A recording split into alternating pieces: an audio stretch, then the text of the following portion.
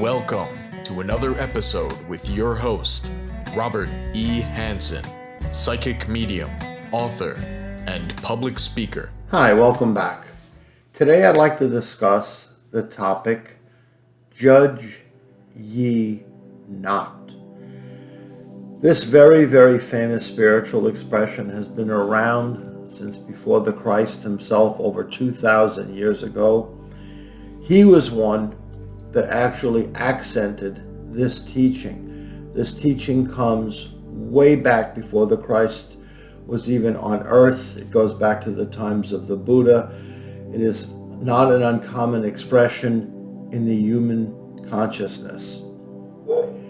The word judgment means to form an opinion about a particular person, a place, or a thing.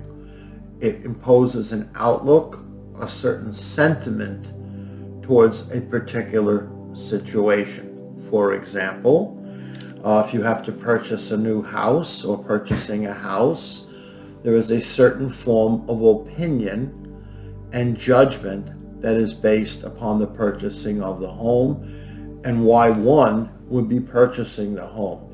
For example, if one is looking to live there, their judgment and their opinion might be much more deeply invested because they'll be spending a great deal of time there, maybe raising family there.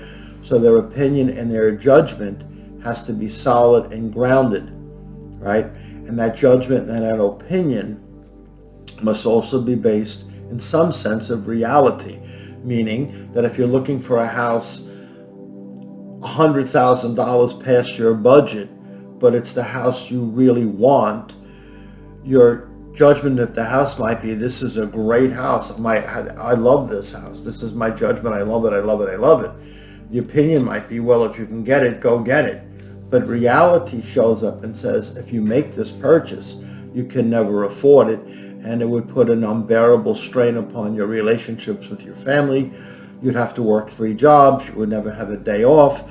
And the pressure that you would place on yourself would be enormous. So our judgment, our opinion of you buying this house, even though you may really want it, is not a good one. And that's why we consult with other people. We seek counsel and wisdom for those who can guide us past our emotional responses, which most people do, including myself. People have run into relationships, people have run into investments, people have run into certain strategies in life, and they swore that they had good judgment, and the next thing you know, you say, what the hell was I thinking? You see.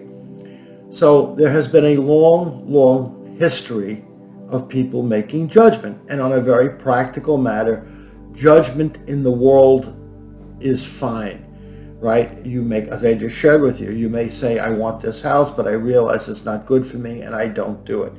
You may choose one university over another, and you might say, my judgment is this will be better for me than that.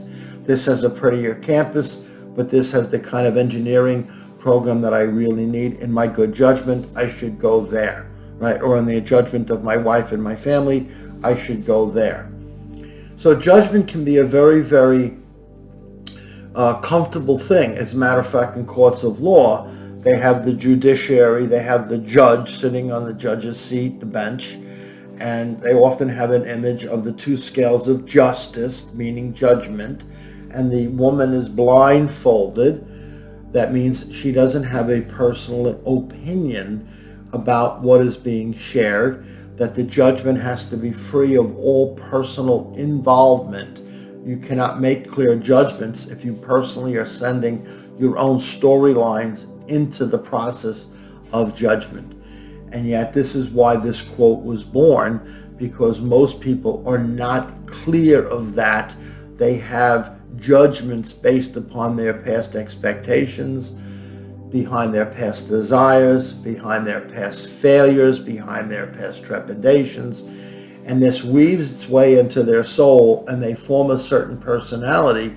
So when they look at certain things, they immediately come to judgment, right? So you see, for example, a very famous type of a story would be, let's say, someone sitting on a park bench who looks like they're homeless. Their shoes have holes in the socks. Perhaps they have no shoes on.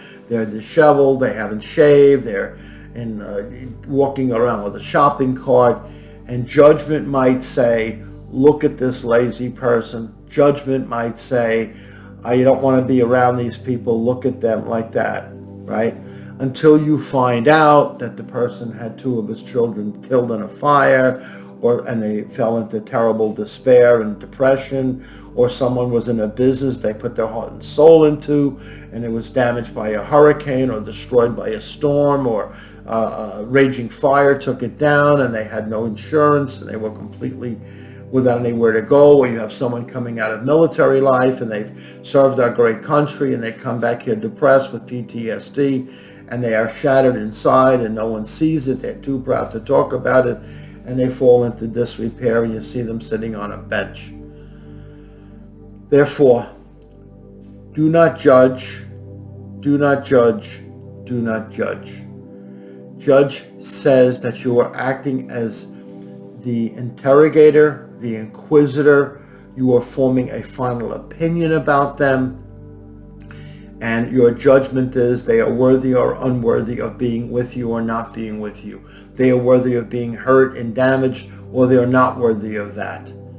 This is why it has been spoken that on a spiritual level of practice, not about buying a house, that there is no judgment involved. You do not know what someone has been through. You do not know their capacity for suffering and pain. You do not know their capacity to endure. You have no idea what they have endured. Even if you're in your family and you have similar circumstances, everyone responds and reacts differently to pain and sorrow, to joy and happiness. What brings certain people to happiness and peace does not bring another to happiness and peace. Some people are very content living in a small house in the mountains, and other people will not live or not feel happy unless they're living in a mansion in southern Florida someplace, right? They have self-judgment and they have judgment of others. When this expression, judge ye not, is not just about other people. It's not about just other people. Self-judgment is equally wounding. People have negative opinions about themselves, or they have inflated opinions about themselves. I judge myself to be the best guy on my street. I judge myself to be the most important person in my family. I've made decisions about myself that say you should worship me and honor me. And other people on the flip side will say, I am really worthy of nothing. I am not good. I am not handsome. I am not attractive. I am a poor student. I'm a bad husband. I'm this, I'm this, and this.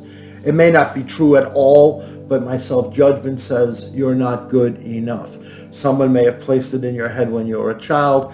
Maybe your own expectations were higher than you had anticipated, and so on and so on and so on. Leave the word judgment out of your spiritual practice. It has been a warning since Bible times. Don't do it. You can make assessments about behavior.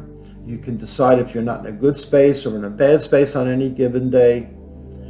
But don't do it with judgment. Just do it with observation. Do it by being self-aware. Do it by self-evaluation without the thumb in your eye of judgment. Please do not do that. Okay? Life is a lesson being learned. It is not a punishment. It is not designed to create sorrow and fear in you. Your life has been granted to you to give you peace and joy. It is only what you want to have happening, or what you don't want to have happening. It is forcing you to form a judgment about your life. Your life can only be known in this one moment.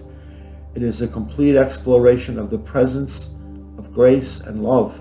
That's really the truth. So please, drop this whole idea of judgment of others, judgments of yourself. If you sit back and judge somebody else and form an opinion about them, there's an old expression in recovery programs. When you point the finger at somebody, 3 fingers point back at you and 1 finger points up to God. And it says, do not judge. Do not judge. Simply allow what they are going through to resonate with you, and see if you can identify with the struggles, with the heartbreak, with the sorrow. Give them that peace. Let them know that you're meeting them without the face of judgment. Thank you for listening.